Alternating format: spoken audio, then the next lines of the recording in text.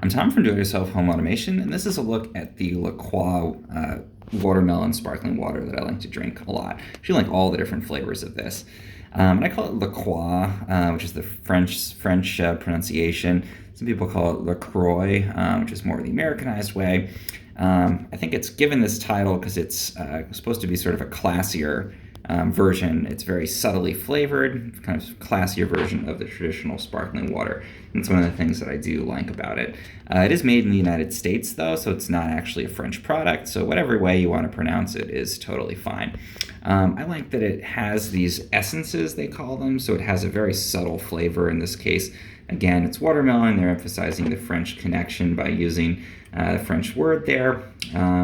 But it's not like overpowering, and it's not sweetened either. So it's no sodium, no calories. It's just a sparkling water. They say it's innocent is their tagline there, but it does have that nice little extra bit of flavor in there that makes it, I think, a little bit easier to drink this all day long and stay hydrated.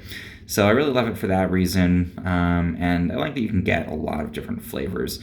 The watermelon is kind of refreshing. It's a nice thing to drink in the summer, but you can also get all different flavors that are different fruits and even, things like a cola.